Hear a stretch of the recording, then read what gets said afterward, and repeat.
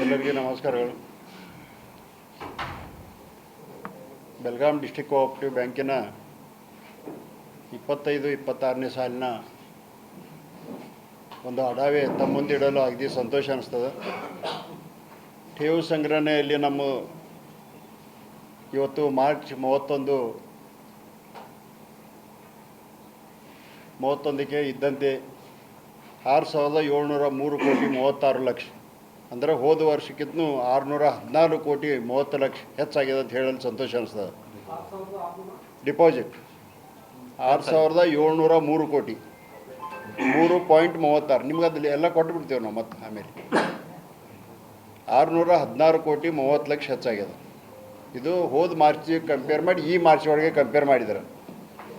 ಅದರಂತೆ ಕೃಷಿ ಸಂಬಂಧಿಸಿದ ಸಾಲ ವಿತರಣೆ, ಅದರಲ್ಲಿ ಯಾವ ಪ್ರಕಾರ ನಾವು ಸಾಲ ಕೊಟ್ಟಿದ್ದೀವಿ ಅಂದ್ರೆ ಸುಮಾರು 4,77,466 ಜನ ರೈತರಿಗೆ 3,818 ಕೋಟಿ 79 ಲಕ್ಷ 0% ಬಡ್ಡಿದಲ್ಲಿ ಬೆಳೆ ಸಾಲವನ್ನು ಹಂಚಿದ್ದೆವು.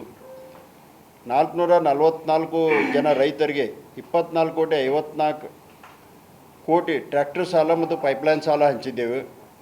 ಅದೇ ಪ್ರಕಾರ 165 ಸಂಘಗಳಿಗೆ 22.89 ಕೋಟಿ ಗೋಡೌನ್ ಸಾಲ ವಿತರಿಸಲಾಗಿದೆ. ಇದು 0% ಇರ್ತದೆ ಅವರಿಗೆ ಗೋಡೌನ್ ಸಾಲದಲ್ಲಿ. ಮತ್ತು ಪರ್ ಮೆಟ್ರಿಕ್ ಟನ್ ಗೋಡೌನ್ ಕಟ್ಟಿದ್ದಕ್ಕೆ 750 ರೂಪಾಯಿ ಸಬ್ಸಿಡಿ ಕೂಡ ಇರ್ತದೆ. ಅದೇ ಪ್ರಕಾರ ಸ್ವಸಹಾಯ ಸಂಘಗಳಿಗೆ 918 ಸ್ವಸಹಾಯ ಸಂಘಗಳಿಗೆ 36.18 ಕೋಟಿ ಸಾಲವನ್ನು ವಿತರಿಸಲಾಗಿದೆ. ಮಹಿಳಾ ಸಂಘಗಳಿಗೆ ರೂಪಾಯಿ 5 ಲಕ್ಷವರೆಗೆ 0% ಮತ್ತು 5ರಿಂದ 10 ಲಕ್ಷವರೆಗೆ 4% ಈ ಪ್ರಕಾರವಾಗಿರ್ತದೆ. ಇನ್ನು ಕೃಷಿಯೇತರ ಸಾಲ ಅಂದರೆ ದ್ವಿಚಕ್ರ ವಾಹನ ಇರ್ಬೋದು, ಕಾರ್ ಇರ್ಬೋದು, ಟ್ರ್ಯಾಕ್ಟರ್ ಇರ್ಬೋದು, ವಾಣಿಜ್ಯ ವೆಹಿಕಲ್ಸ್ ಇರ್ಬೋದು, ಹೌಸಿಂಗ್ ಸಾಲ, ಮಾರ್ಟ್ಗೇಜ್ ಸಾಲ, ಈ ಎಲ್ಲದಕ್ಕೂ 160.28 ಕೋಟಿ ಕೃಷಿಯೇತರ ಸಾಲ, ಅದು ಸುಮಾರು 10.5ರಿಂದ 13ವರೆಗೆ ಬಡ್ಡಿ ದರದಲ್ಲಿ.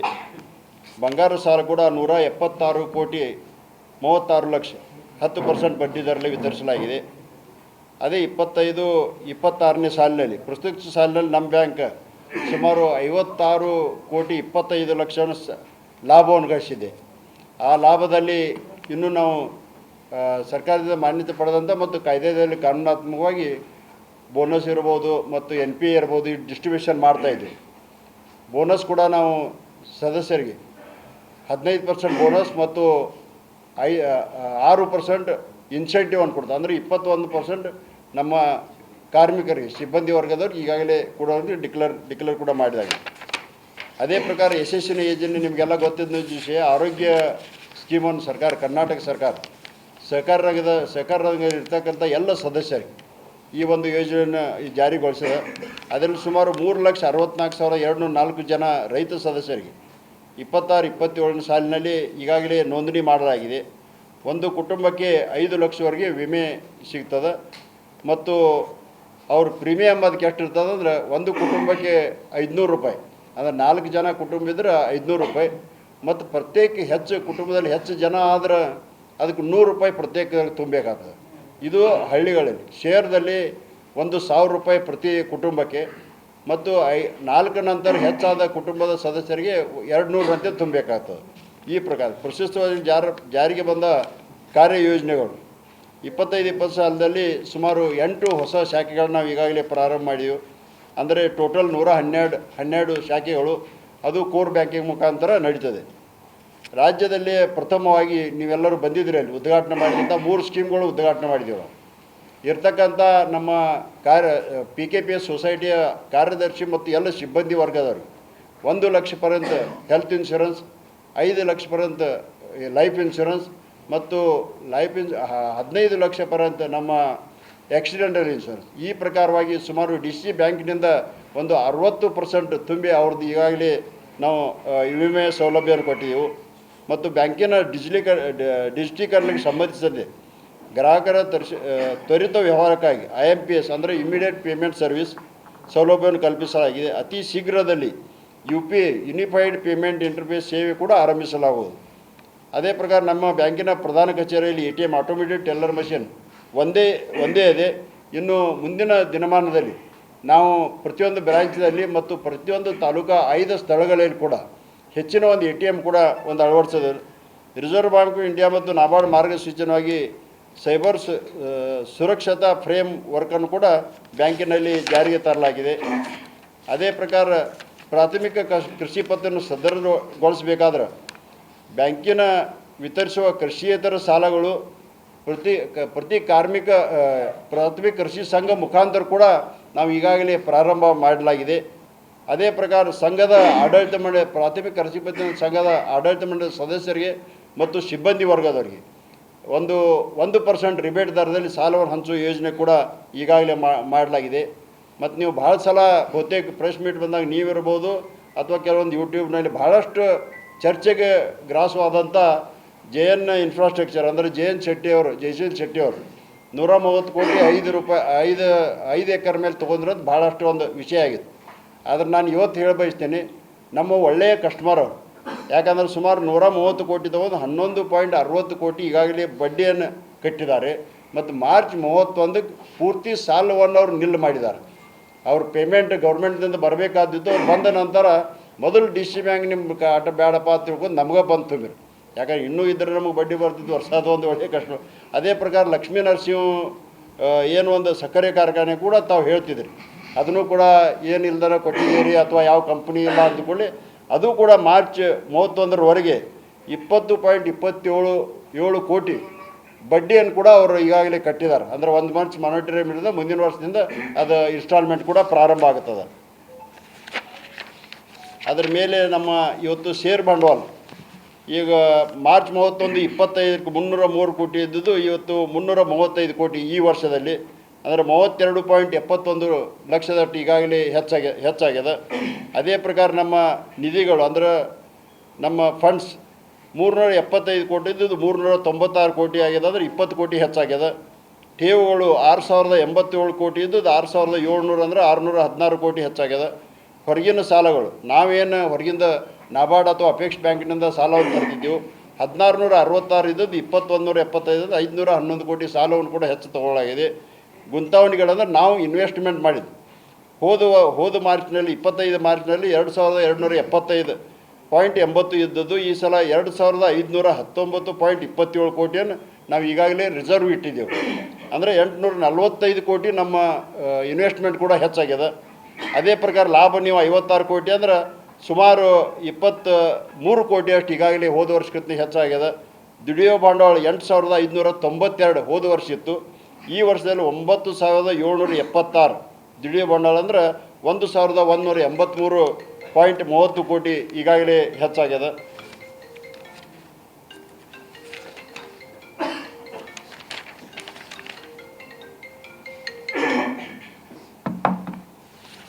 ಈಗ ನೀವು ನಮ್ಮ ಆಡಳಿತ ಮಂಡಳಿ ನಮ್ಮ ಹೊಸ ಆಡಳಿತ ಮಂಡಳಿ ಬಂದದ್ದು 10 ನವಂಬರ್, ಅಂದರೆ ಸುಮಾರು ಮಾರ್ಚ್ 31 4 ತಿಂಗಳು 20 ದಿವಸ ಮಾತ್ರ ನಮಗೆ ಸಿಕ್ಕದ ಹೊಸ ಬೋರ್ಡು. ಅದ್ರದ್ದೊಂದು ಕಂಪ್ಯಾರಿಸನ್ ಕೊಡ್ತೀನಿ, ನೀವು ನೋಡ್ಬೋದು. ಸುಮಾರು 328 ಕೋಟಿ ಷೇರ್ ಬಂಡವಾಳ 335 ಅಂದರೆ 7 ಕೋಟಿ 45 ಹೆಚ್ಚಾಗ್ಯದ. ನಿಧಿ ಫಂಡ್ಸ್ 395 ಕೋಟಿ ಇದು 396 ಅಂದರೆ 62 ಲಕ್ಷ ಹೆಚ್ಚಾಗಿದೆ. ಠೇವುಗಳು ಆ ದಿವಸ ನಾವೇನು ನವಂಬರ್ ಚಾರ್ಜ್ ತೊಗೊಂಡಿವೋ ಆ ದಿವಸ 5080.98 ಲಕ್ಷ ಅಷ್ಟು ಡಿಪಾಸಿಟ್ ಇದ್ದದ್ದು ಇವತ್ತು 6703.36 ಅಂದ್ರೆ ಸುಮಾರು 4 ತಿಂಗಳು 20 ದಿವಸದಲ್ಲಿ 1622 ಕೋಟಿಯಷ್ಟು ಈಗಾಗಲೇ ನಮ್ಮ ಡಿಪಾಸಿಟ್ ಆದ. ಇದನ್ನು ಯಾಕೆ ಹೇಳ ಬಯಸ್ತಾರೆ ಅಂದರೆ 1000 ಹೋಗ್ಯದ 2000 ಹೋಗ್ಯದ ಅಥವಾ ಈಗಾಗಲೇ ಡಿಪಾಸಿಟ್ ಕಮ್ಮಿ ಆಗಿದೆ ಅಂತ ಹೇಳ್ತಿದ್ರು. ಸುಮಾರು ಎವರೇಜ್ ತಿಂಗಳಿಗೆ 300 ಕೋಟಿಗೆ ಮೇಲ್ಪಟ್ಟು ನಮ್ಗೆ ಎವರೇಜ್ ಡಿಪಾಸಿಟ್ ಬಂದದಂದ್ರೆ ಜನರು ಎಷ್ಟು ವಿಶ್ವಾಸ ಇಟ್ಟಿದ್ದಾರೆ ಅಂದ್ರೆ ಇದ್ರ ಮ್ಯಾಗೆ ತೋರಿಸ್ಕೊಡ್ತದೆ. ಅದೇ ಪ್ರಕಾರ ಗುಂತಣಿಗಳು ಕೂಡ 1711 ಕೋಟಿ ನಮ್ಮದು ನವಂಬರ್ನಲ್ಲಿ ಇದ್ದದ್ದು ಇವತ್ತು ಮಾರ್ಚ್ ಆಕೆರಿಗೆ 2519 ಕೋಟಿ ಅಂದರೆ 807 ಕೋಟಿ ನಾವು ಈಗಾಗಲೇ ಬ್ಯಾಂಕ್ನಲ್ಲಿ ಶಿಲ್ಲಕ್ ಮತ್ತು ಹೆಚ್ಚಿಗೆ ಇಟ್ಟಿದ್ದೆವು. ಅದೇ ಪ್ರಕಾರ ಲಾಭವನ್ನು ಕೂಡ 56 ಕೋಟಿ. ದುಡಿಯೋ ಬಂಡವಾಳ ಇದನ್ನು ಈಗಾಗಲೇ ಹೇಳಿದ್ದೇನೆ 8575 ಇದು 9776 ಅಂದರೆ 1200 ಕೋಟಿ ದುಡಿಯೋ ಬಂಡವಾಳ ಕೂಡ ಹೆಚ್ಚಾಗ್ಯದ.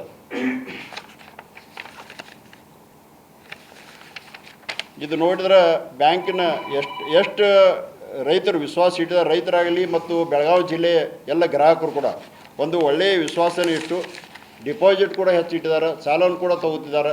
ಮುಂದಿನ ದಿನಮಾನದಲ್ಲಿ ಏನು ಮಲ್ಟಿನ್ಯಾಷನಲ್ ಮತ್ತು ನ್ಯಾಷನಲೈಸ್ ಬ್ಯಾಂಕ್ ಏನೂ ಕಮ್ಮಿ ಇಲ್ಲದಂತೆ ಸ್ಪರ್ಧಾತ್ಮಕವಾಗಿ ರೈತರಿಗೆ ಹೆಚ್ಚಿನ ಒಂದು ಸಾಲವನ್ನು 0% ಇರ್ಬೋದು, 3%ನಲ್ಲಿ ಟ್ರ್ಯಾಕ್ಟರ್ ಮತ್ತು ಪೈಪ್ಲೈನ್ ಸಾಲ ಇರ್ಬೋದು, ಇನ್ನುಳಿದ ಎಲ್ಲ ಕಮರ್ಷಿಯಲ್ ಲೋನ್ ಅಂದರೆ ನಾನ್ ಅಗ್ರಿಕಲ್ಚರ್ ಲೋನ್ ಕೂಡ ರೈತರಿಗಿರ್ಬೋದು, ಬೆಳಗಾವಿ ಜಿಲ್ಲೆ ಇರ್ತಕ್ಕಂಥ ಎಲ್ಲ ಗ್ರಾಹಕರು ಕೂಡ ಇರ್ಬೋದು. ನಾವು ಹೆಚ್ಚಿನ ಪ್ರಮಾಣದಲ್ಲಿ ಕೊಟ್ಟು ಇವತ್ತು UPIಯನ್ನು ಅಳವಡಿಸಿ ಇವತ್ತು ಸರ್ಕಾರದ ಖಾತೆ ಕೂಡ ಇರ್ಬೋದು ಅಥವಾ ಇನ್ನುಳಿದ ಹಲವಾರು ಯೋಜನೆಗಳು ನಾವು ಪ್ರಾರಂಭ ಮಾಡ್ತಾಯಿದ್ದೀವಿ. ಆದ ಕಾರಣ ಈ ಒಂದು ರಿಸಲ್ಟ್ ಬರಲು ನಮಗೆ ಕಾರಣೀಕರ್ತರಾದ ಇವತ್ತು ನಮ್ಮ ಉಸ್ತುವಾರಿ ಮಂತ್ರಿಗಳಾದ ಸತೀಶ್ ಜಾರಕಿಹೊಳಿ ಅವರು ಮತ್ತು ಬಾಲಚಂದ್ರ ಜಾರಕಿಹೊಳಿ ನೇತೃತ್ವದಲ್ಲಿ ಈ ಸಂಸ್ಥೆ ನಡೀತದೆ. ಅದೇ ಪ್ರಕಾರ ನಮ್ಮ ಎಲ್ಲ ಬೆಳಗಾವಿ ಜಿಲ್ಲೆಯಲ್ಲಿ ಗ್ರಾಹಕರು ಇರ್ಬೋದು, ರೈತರು ಇರ್ಬೋದು ಮತ್ತು ಹೆಚ್ಚಿನ ಪ್ರಮಾಣದಲ್ಲಿ ಒಂದು ಶ್ರದ್ಧೆಯನ್ನು ಇಟ್ಟು ವಿಶ್ವಾಸವನ್ನು ಇಟ್ಟು ಒಳ್ಳೆಯ ರೀತಿಯಿಂದ ಕೆಲಸ ಕಾರ್ಯ ಅಂತ ನಮ್ಮ ಎಲ್ಲ ಕಾರ್ಮಿಕ ವರ್ಗದವರು ಕೂಡ ಸಹಕಾರಿಯಾಗಿದ್ದಾರೆ. ಅವ್ರಿಗೆಲ್ಲರೂ ಕೂಡ ನಾನು ಧನ್ಯವಾದಗಳನ್ನು ಅರ್ಪಿಸ್ತೇನೆ.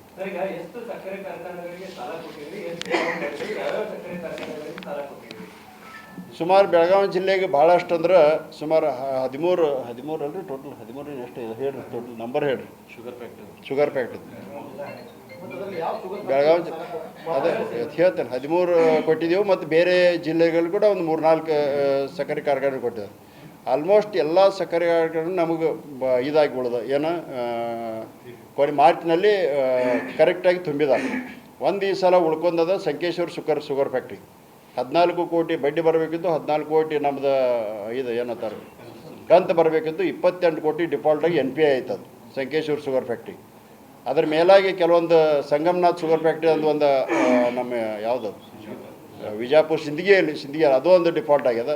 ಆಮೇಲೆ ಹಳೆ ಉಳಿದಿದ ಅವಂತೂ NPA ಆಗಿ ಹೋಗಿದಾವೆ. ಅವು ಮುಂದಿನ ದಿನಮಾನದಲ್ಲಿ ಯಾವ್ಯಾವ ಉಳಿದವು ಎಲ್ಲವನ್ನು ಕ್ರಮವನ್ನು ಹೋಗ್ತೀವಿ ನಾವು. ಹಳೇದು ನಮ್ಮದು ಘಟಪ್ರಭಾ ಒಂದು ಅದ ರೀ, ಎಮ್ ಕೆ ಹುಬ್ಳಿ ತೊಗೊಂಡಿಲ್ಲ ನಮ್ಮಲ್ಲಿ ಸಾಲಿಲ್ಲ ನಮ್ಮಲ್ಲಿ. ಅದು ಮತ್ತು ಸೋಮೇಶ್ವರ್ ಸಾಲಿಲ್ಲ. ಇವತ್ತು ಅಧ್ಯಕ್ಷರದಾರ ಅವರಲ್ಲೇ ಅದು ಅದಕ್ಕೆ ಯಾರು ಮಾಲಕರು ನಾವು ಇರೋ ಮಟ್ಟ ಕರೆಕ್ಟ್ ಕಟ್ಟಿದೇವಲ್ಲ, ನಾವು ಬಿಟ್ಟಿದ್ದೇವೆ. ಈಗ ಅದು ಹಳೇದೇ ಸಾಲ ತೊಗೊಂಡಾರ ಅವ್ರು. ಈಗ ಸುಮಾರು ಹಿಂದಿನ ಪೀರಿಯಡ್ನಲ್ಲಿ ತೊಗೊಂಡಿದ್ದ ಅವರೆಲ್ಲ. ಈಗೇನು ಹೊಸದೇನು ಕೊಟ್ಟಿಲ್ಲ, ನಾವು ತೊಗೊಂಡಂತರೂ ಕೊಡಲಿಲ್ಲ, ಇದು ಕೊಟ್ಟಿಲ್ಲ. ಅವಾಗೇನು ಹೈಯೆಸ್ಟ್ ಕೊಟ್ಟಿದ್ದಾರೆ ಸುಮಾರು. ಆ್ಯಕ್ಷನ್ ತೊಗೊಳ್ತೀವಿ ಏನಂದ್ರೆ ಹೌದು ಅವಾಗ ಕೊಟ್ಟಿದ್ದಾರೆ ಎಲ್ಲ ಬೋರ್ಡ್, ಆ ಬೋರ್ಡ್ದಾಗ ಕೊಟ್ಟಿದ್ದಾರೆ. ಸುಮಾರು 153 ಕೋಟಿ ಅಷ್ಟು ಸಾಲ ಅದ ಅದ್ರ ಮ್ಯಾಗೆ, ಅಂದ್ರೆ ಔಟ್ಸ್ಟ್ಯಾಂಡಿಂಗ್. ಹೊಸವಾಗಿ ಕಾರ್ಖಾನೆ ಮಾಡೋರು 300 ಕೋಟಿ 200 ಕೋಟಿ ಸಾಲ ಕೊಡ್ರಿ ಅಂತ ಯಾರು ಮತ್ತೆ ಅರ್ಜಿ ಕೊಡ್ತಾರೆ? ಬಂದವ್ರಲ್ಲ ಹೊಸವು ಬಂದವು. ಮತ್ತು ನಮ್ಮದಲ್ಲಿ ಒಂದು ಸ್ಕ್ರೀನಿಂಗ್ ಕಮಿಟಿ ಅಂತ ಮಾಡಿದ್ದೀವಿ ನಮ್ಮಲ್ಲಿ. ಬೋರ್ಡು ಮತ್ತು ಒಬ್ಬರು ಕನ್ಸಲ್ಟೆಂಟ್ ತೊಗೊಂಡಿರ್ತೀವಿ, CA ಕೂಡಿ. ಅದು ಯಾವ್ಯಾವ ಅಂದರೆ ಎಲಿಜಿಬಲ್ ಅದಾವ ಅಂಥವು ಮಾತ್ರ ಕೊಡ್ತೀವಿ ನಾವು. ಅಂದರೆ ಎಲಿಜಿಬಲ್ ಅಂದ್ರೆ ವಸೂಲಿ ಆಗುವಂಥವು ಅಂತ ಮಾತ್ರ. ಹೌದು ಮಾಡ್ತಾ ಇದೀವಿ. ಅಲ್ಲ ನೋಡ್ರಿ, ಇನ್ನೂವರೆಗೆ ಯಾಕೆ ಅರ್ಜಿ ಹೆಚ್ಚು ಬಂದಿಲ್ಲ ಅಂದ್ರೆ ನಮ್ಮ ಮೀಟಿಂಗ್ ಆಗಬೇಕು, ಆಮೇಲೆ ಸ್ಯಾಂಕ್ಷನ್ ಮಾಡಬೇಕು. ಆದರೆ ಇವತ್ತು ನಮ್ಮೆಲ್ಲ ಆಡಳಿತ ಮಂಡಳಿ ನಾನು ಧನ್ಯವಾದ ಹೇಳ್ತೀನಿ. ಫುಲ್ ಪವರ್ ನಮಗಾಗಲಿ GMಗಾಗಲಿ ಹಿಂಗೆ ಕೊಟ್ಟಿದಾರಲ್ಲ, ಅರ್ಜಿ ಬಂದ ನಂತರ ನಾವು ಸ್ಯಾಂಕ್ಷನ್ ಕೊಟ್ಬಿಡ್ತೀವಿ ರೀ. ಇನ್ ಪ್ರಿನ್ಸಿಪಲ್ ಯಾವ್ದು ಕರೆಕ್ಟ್ ಅದ, ಆಮೇಲೆ ಘಟನೋತ್ತರ ಮಂಜೂರಿ ಕೊಡ್ತಾರೆ ನಾವು. ಅಂದರೆ ಇವತ್ತು ಟ್ರ್ಯಾಕ್ಟರ್ ಅದ ಅದೊಂದು ಸಿಸ್ಟಮ್ ಇದ್ರಲ್ಲ, ನಮ್ಮ ಹತ್ರ ಸ್ಟಾಫ್ ಅದ, ಅದ್ರ ಇದದ, ಅದಕ್ಕೆ ಮತ್ತು ಟೆಕ್ನಿಕಲ್ ಟೀಮ್ ಅದ ನಮ್ಮದು. ಇಲ್ಲ ನಮ್ಮ ಮುಂದೆ ಬಂದಿಲ್ಲ, ನಾವು ತೊಗೊಂಡಿದ್ದು ನಾವು ಬಂದಾಗ ಕರೆಕ್ಟೇ ಇದ್ದು ನಮ್ಮದು. ಅದು ಯಾರೋ ಹೇಳ್ತಾರಂತದ್ದು ಅದು ಅಂದಲ್ಲ. ಯಾರಂದ್ರಿ 2 ವರ್ಷದಿಂದ ಬರ್ದಿರ್ಬೇಕು. ನಮ್ಮಲ್ಲೇ ಬಂದವು ಕರೆಕ್ಟ್ ಇರ್ತಾರೆ, ನಾವು ಚೆಕ್ ಮಾಡಿಸಿದೇವ್ರಲ್ಲ. ಇಲ್ಲ ಇಲ್ಲ ನಮ್ಮಲ್ಲೇ ಬಂದದ್ದು ಕರೆಕ್ಟ್. ಕ್ಲಿಯರ್ ಮಾಡ್ದೆ ಯಾಕಂದ್ರೆ